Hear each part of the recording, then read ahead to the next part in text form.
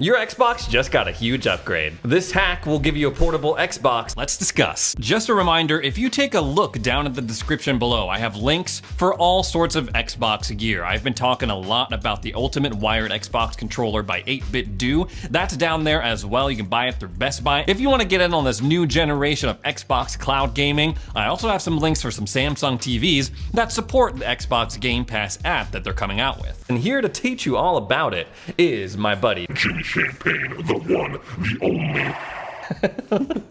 How's it going, Ray? This is going to be a fun video because half of it is two hosts and half of it isn't, so it'll be like different.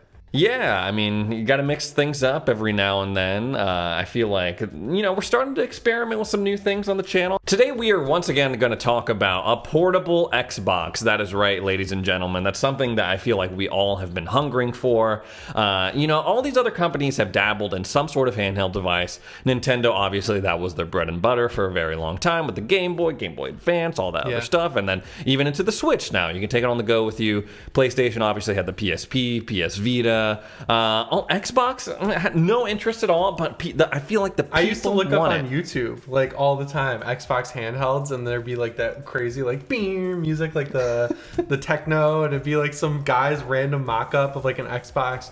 What were they calling it? Like 180, Xbox 180 Yeah, to go along with the 180. 360. Yeah, it never happened, but we've been hearing tons and tons of rumors that Xbox is working on something. I'm just not super excited for what we've been hearing because it's going to be like a machine that can't natively play games. Yeah, a lot of people think it's going to be whatever this handheld device that they're working on. And they have hinted at the fact that they're working on something that I think the language that they used in the last time they talked about this was that they were prototyping some builds. Yeah.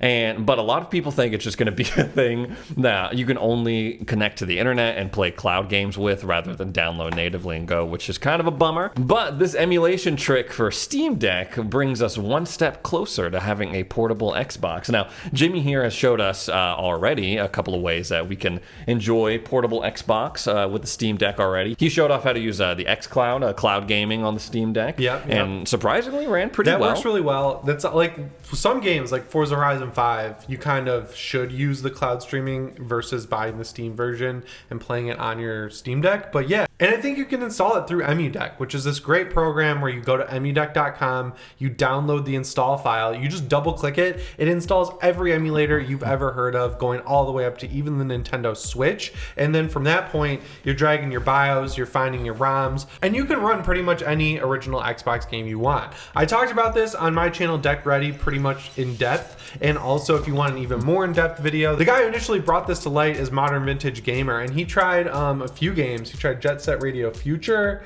he tried Halo Combat Evolved, Conker's Bad Fur Day, a bunch of games, and all of them ran really well. Specifically, Halo and Jet Set Radio are running at 60 frames per second at a higher resolution, which looked really good. I want to play Fusion Frenzy.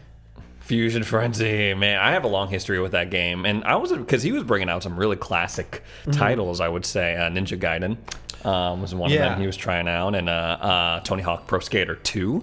Right. And yeah, they all looked and ran pretty decently, I will say. And I think we can all agree that Xbox has done a really admirable job with their backwards compatibility work. Yeah, whatever emulator they use is awesome. I would love to see that make its way over to Windows. Like they could sell these games on the Xbox app there. And you could just be able to play them emulated on your PC. That would be awesome. But unfortunately, we know that Xbox, they're done making more titles backwards compatible on your Series X and S consoles. Do you think this could be a good way to like fill in the gaps of titles that are definitely. not So available? the reason I think they're ending is because they don't just like get the license, throw the game up on the Xbox store and call it a day. They have to have like a dedicated team go in and test these games running on their emulators, which is how we got the upgrades for Halo 3, where that was able to run at like 4K or something like that on an Xbox One X. All those upgrades happen because they have a dedicated team playing these games, and obviously they didn't see it as a good use of resources anymore. So yeah, having emulators like this, whether you're on a Steam Deck or a PC, that is a good way to fill in the gaps. And they also have a 360 emulator. I just don't think it's up and running on the Steam Deck yet. It's called Xemu. One, it's cool to see these games being preserved in a way that, like, because I never thought, back in the day when we moved on from console generations, it was just kind of a given that you would be able to play the games on the previous generation on the new console.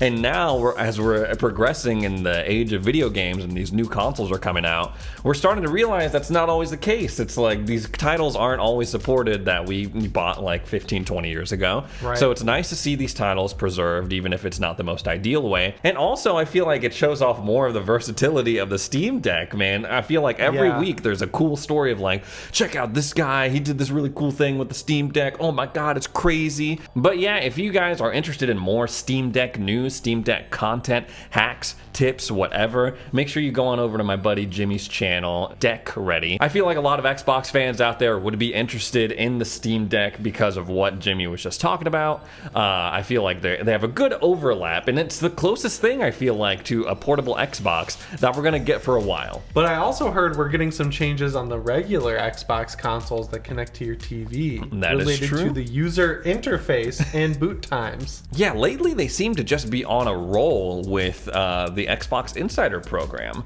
I just can't keep up with all these little features that they're coming out with. Like over the past week, it's been like Discord's coming to Xbox cool. Insider builds, and then your Xbox is gonna get faster. Your boot up time is cut in half from 9 seconds to 4 seconds. That's 5 seconds faster. And now we're also getting a little UI update as well on the dashboard. It's going to be related to your game tiles as you see them on your Xbox dashboard. Yeah, I feel like Sony should steal this feature from Xbox, because when you have subscription services, you have disc-based games, you have downloadable games, it's good to have a little icon there that's letting you know what if you have the disc for the game, or if you digitally downloaded it, or if it's not on Game Pass anymore, or if it is on Game Pass and you no longer need the disc. Because I think if you have a game on disc like Halo Infinite, you can just download the Game Pass version and not play with the disc, need the disc anymore, which is kind of cool. Yeah, so they need iconography there to let you know what version you've got on your console. Yeah, they need to be more transparent, because obviously we've already run into this issue where people try to play games and they're like, you're not the right user, you don't have the right permission, and people get mad and they complain That just on happened Twitter. on Sony too, like with the PS5. The PSN went down for a weekend and you couldn't play games even if you own them, which is crazy. That should never happen. Welcome to the modern age of gaming. Eden Marie, who is a lead engineer or architect on some of these features that come to the insider builds, she's on Twitter. She says, yes, the alpha skip ahead insiders and alpha insiders. Today we're starting testing of new badges that will tell you if a game won't launch because a disc isn't inserted or you don't have the license for other reasons. Example, a game left Game Pass, you're not signed in. Please let us know what you think. Yeah, and then she basically has a follow-up tweet saying, hey, this is what it will look like. And of course, they have a little icon saying, if you're trying to play a game like she just said, that you download on Game Pass and it's not on Game Pass anymore, a little icon will say, no sir, no buster, download something else to play because you can't play this, or buy it outright. That bummed me out so bad when they took Destiny 2 off of Game Pass. And then I literally turned on my Xbox to delete it, and I saw that Game Pass little icon in the corner go away. So it's good to know that they're going to have a new icon that shows you that it's got no Game Pass, because before it would just look like a normal game once it left Game Pass, taking up space in your console. Yeah, I mean, I can imagine this will be very useful to someone who has a huge library of games. You just can't keep track of every individual game. If you have 3 or 4 downloaded, I'm sure it's oh yeah, I bought that on a disc. I should insert the disc or something like that. You have Warzone and your other 3 games you can download. Yeah. This boot time thing is also really cool, where it boots up faster than before. I know a lot of people are using rest mode with their Xbox, you're keeping in a rest mode, so you'll never really see this. But when you boot it up, there used to be a little bit of a hanging black screen after the Xbox logo would show, and every time I was like, there's something weird here, and then the dashboard pops up. So shortening that kind of eliminates that split second of fear and keeps you in a positive mood when you turn on your Xbox. Yeah, I mean, it definitely brings it more in line with the PS5 startup screen, where it's I always love the boot up screens. I mean, I'm gonna give some praise to Sony real quick. So if you don't like it, then I'm sorry, but I've always liked this, the classical music. The PS3 one was awesome. Yeah. The best one though is the Xbox One X boot up. Have you ever seen it? It is so aggressive. It shows the chip like the chip running the console, okay, like I've the seen that. motherboard, Yeah. and then it does like an anime zoom in, and it goes like ding, like when people get glint in their eye and like the anime, and then it like zooms out. It's like. It's crazy, and it's so loud. No matter how low your speaker is, it like overrides it, and it's like ding. Like if you turn it on at night, you're done. Your mom's gonna come down and whoop your ass. Yeah, it's kind of cool to see that you have, this hardware, and of course, these consoles are not PCs. The hardware stays the same for as long as you have the console, but that Xbox and these engineers can add these little improvements in without you having to go in and like get a faster drive or get more memory or something like that. Yeah, Sony would never do this. I think it'd be harder for them, because you can install any SSD you want inside the PS5, right? Which would cause some issues. But also, they would just be like, well, we can theoretically make this thing boot up faster, but we'll just save that for the Slim model or the Pro model to make it seem more enticing to people. I like that Xbox focuses on the console that's actually out while it's available, and they keep continuing to support them. Like, even though you can't buy an Xbox One X anymore, it still gets updates, and that's pretty cool. But yeah, like I said, it's like they're coming out with these features back to back to back for these insiders. I say this every time we talk about the Insider program, but if you want to be an insider yourself, make sure you download the Xbox Insider Hub app on your console. There is also a PC version as well. You can you can test different features for the Xbox app on PC. Yep. So make sure you check that out if you are interested. Just be aware though, although they do every now and then feature some cool features, not all of the features that they test are sexy, and sometimes some of the builds will give you problems because they're not like tester. Yeah. On Windows, it's like the Wild West. Like sometimes the updates, if you're on the Insider build, will just break your graphics driver, which really sucks. So I'm gonna like unenroll my PC. I think I'm not built for that. But if you want to get into the Insider build, they have like multiple levels of it too. So you can do like the most up-to-date beta build, and I would recommend sticking with that. This next story is something that we've talked about a couple of times already.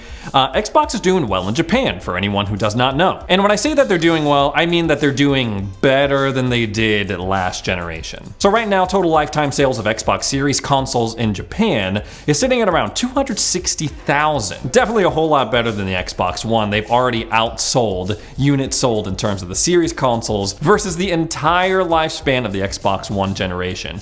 Pretty low benchmark, but we'll take it. Jez Corden over at Windows Central actually wrote up a really interesting article about Xbox's triumphs and the challenges they face as they attempt to grow their presence in Japan. Now, what I like about this article from Mr. Jez Corden is that he has actually reached out to people in Japan, gamers in Japan, and said, hey, what's up? What do you think about Xbox? What do you think they can do better? That's not something that pretty much everyone who talks about this, including me, has done. And he brings up some interesting points. He actually talked to one influencer in particular. He goes by WP Tech, and he had some interesting insights on what Xbox is doing right now in Japan. He says that even though it's selling a little better than the Xbox One did, it still remains a relatively niche interest in Japan. Jez Corden goes on in this article to say that other Japanese Xbox fans reached out to him and basically were just saying, hey, the localization that Xbox does for its games in Japan is doo-doo. Like, they're not optimized, the translations are horribly wrong sometimes,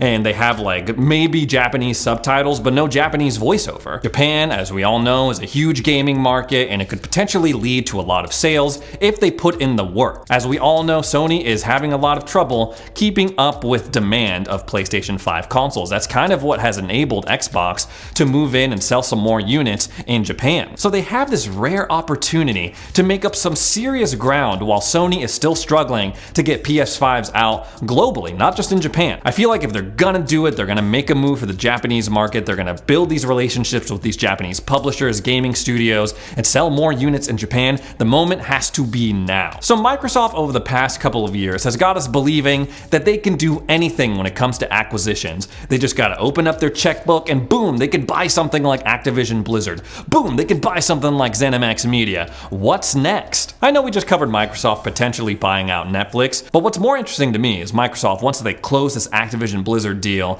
they pull out their checkbook, they go out guns a-blazing once again, they make headlines all over the world because they just bought Ubisoft. Now I know, guys, Ubisoft is not our favorite publisher right now. It is probably right under EA when it comes to most like pooped on companies. And especially when Elden Ring came out earlier this year, people were dragging Ubisoft saying, look at this is how you make an interesting open world game, not all that stuff that you're doing right now with Watch Dogs and the Assassin's Creed franchise. And I gotta admit, sometimes I do cap for Ubisoft, I will admit, because I think it is interesting that they're bringing more titles over to Game Pass, like Far Cry 5, Watch Dogs 2, Rainbow Six Extraction, For Honor. Sure, they had their good days back in the days of Far Cry 3, the early Assassin's Creed games, the Ezio trilogy, all of that, but they're a far cry from what they've been, and recently they have been in a lot of trouble, and the more news we learn about them, the more we're like, what is going on over there? First of all, they removed a bunch of their titles from Steam, which is never a good look, and following that news, they were like, alright, you want some more bad news? We're canceling a whole bunch of games, including the Splinter Cell VR experience that we were working on, and also the new Ghost Recon game. They also pushed back a couple of titles, they delayed a couple of titles, including that new Avatar game,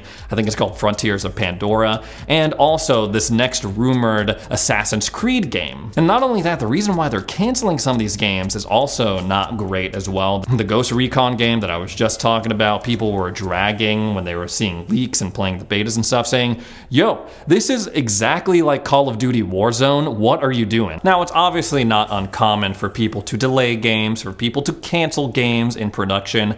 I'm just saying, if something like that happened at Xbox Game Studios, it would be all over the news. Oh, Xbox, it's dead, it's going under, it's the worst thing that ever happened to gaming. According to Bloomberg, there are some other people that want to buy up Ubisoft. That includes KKR and Company and Blackstone Incorporated, two American private equity firms that want to enter the gaming space. Now that's something, I don't know, guys. I mean, I just don't know these guys. I don't know what they do, so I don't trust them. That's my instinct. I guess there's also a possibility that Embracer Group, these guys who are just buying up all of these studios left and right, they have 2K, for example, could move in and try to make a move on Ubisoft as well. I guess there's also the possibility that a Tencent could come in, buy them up as well, which I think would not be very fun. Personally, for me, the only reason I would want them to buy Ubisoft is to just put all those titles onto Xbox Game Pass.